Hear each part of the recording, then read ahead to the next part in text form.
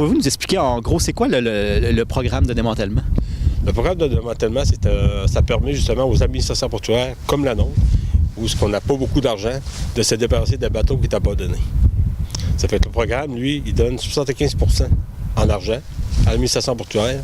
Puis nous, ça nous coûte 25 % en espèces et en argent pour qu'on puisse démanteler, démolir, puis faire en sorte que le bateau quitte les lieux. Parce que ça se trouve sur un terrain fédéral, puis c'est quand même aussi un bateau qui actuellement cause certains problèmes aux résidents ici parce qu'il y a pas sûr de la pollution visuelle.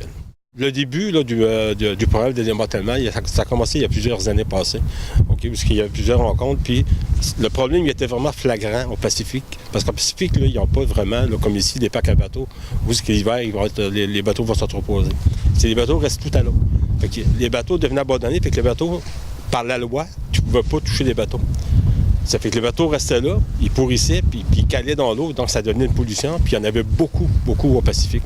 Ça fait que la seule façon d'arriver, puis de régler ce problème-là, c'est qu'il fallait que le fédéral, puis, ou sinon le provincial, trouve une façon d'investir pour faire en sorte d'enlever ces bateaux-là. Puis quand ils ont mis le programme pour le Pacifique, puis qu'ils l'ont mis pour l'ensemble du Canada. Puis aujourd'hui, on est chanceux d'en bénéficier. Oui, c'est parce que c'est nous autres quasiment les premiers qui passent dans ce programme-là. En plus, le bateau, nous autres, c'était quasiment comme je dirais d'espace que ça prend, qui peut être disponible sur le terrain. Prendre d'espace, puis en l'enlevant, on va plus d'espace pour avoir d'autres bateaux qui peuvent monter ici, pour passer l'hiver en cas sèche. Dans le fond, pour préciser, ce qui arrive, c'est qu'actuellement, le propriétaire du bateau, c'était anciennement une compagnie. Au début, le bateau appartenait à une bande autochtone.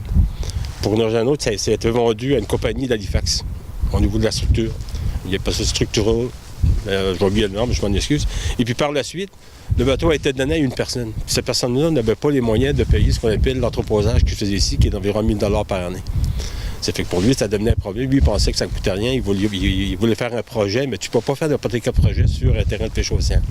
Fait que comme qu'il a vu que ses espoirs de faire un projet quelconque avec ce bateau-là, il était anéant, mais il a préféré dire, ben, gars, moi, je ne veux plus rien savoir du bateau parce qu'il avait payé pour une pièce, mais malheureusement, il avait été induit en erreur par l'ancien propriétaire, si on veut. Ça fait que ça a donné qu'en même temps, l'année passée, il y a un programme, justement, pour les bateaux qui est abandonné. Faire en sorte que le fédéral paye une partie pour qu'on puisse se débarrasser de ces bateaux. Puis ça, c'est parfait pour la communauté, pour tout le monde, parce que c'est ce qu'on appelle la pollution visuelle, c'est quelque chose. Mais antérieurement à ce bateau-là, il y avait 200 litres de fioul. Imaginez s'il y avait une fuite de 200 litres de fioul. C'est une grosse contamination, puis c'est extrêmement dispendieux à vouloir nettoyer ça par la suite, là. Ça fait qu'aujourd'hui, on peut bénéficier de ce programme-là, puis on en est très content que le fédéral a mis ce programme-là sur lui. Puis là, les travaux, ils commencent demain. Ils vont se poursuivre jusqu'à quand? Normalement, on parle de 2 à 3 jours. Ça pourrait aller plus loin, dépendamment des circonstances. Première des choses, demain, on parle de démantèlement. Comme vous voyez, il y a un mât.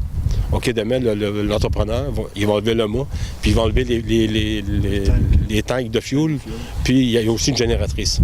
Un coup que ça va être fait, le lendemain, qui est mercredi, il va venir avec une pelle mécanique, puis il va commencer à gruger. Petit peu par petit peu. Puis c'est sûr que ce qu'on veut éviter, c'est d'avoir une poussière en suspension, ou éviter, justement, comme demain, quand ils vont sortir les tanks de fuel, s'il y a encore du fuel là-dedans, ils vont faire en sorte de ne pas perforer les tanks pour ne pas qu'il y ait ce qu'on appelle une contamination au fuel, ou sinon une odeur de fuel ou quoi que ce soit. Le risque, actuellement, il est considéré comme étant nul. Mais on ne prend pas de chance. On veut s'assurer que tout se fasse dans l'ordre, que ça soit bien fait pour ne pas incommoder les gens qui vivent autour d'ici. Puis c'est tout à fait normal. OK. Puis une fois qu'il va être démantelé, les matériaux, ils font quoi avec? Ils s'en allent à Saint-Alphonse. Le métal, c'est différent. Ils vont le vendre. Ils vont avec la façon dont ça fonctionne, je ne peux pas te le dire, je m'en excuse. Mais tout le reste, ça s'en va au dépotoir de Saint-Alphonse. Des conteneurs, hein? Des gros conteneurs ou par camion, dépendamment des circonstances. C'est pour ça. Avez-vous une idée des coûts total que ça va... Oui, on sait. Pour le démantèlement au complet? Je vous dirais que le démantèlement au complet, en moyenne, ça équivaut à peu près pas loin de 20 000 $. Ça fait qu'imaginez une administration portuaire, là, comme nous, là, c'est une petite administration portuaire, OK, ou sinon, si on regarde comme Saint-Godefroy, on regarde Chigawick, puis il n'y a pas grand bateau, là. Il y a à peu près une dizaine de bateaux.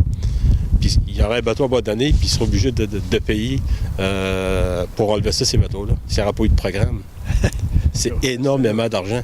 Ça fait qu'aujourd'hui, je pense que les utilisateurs du quai de Newport sont chanceux que le gouvernement investisse 75 % pour être en mesure d'enlever ce bateau-là, puis on n'aura plus de problème par après.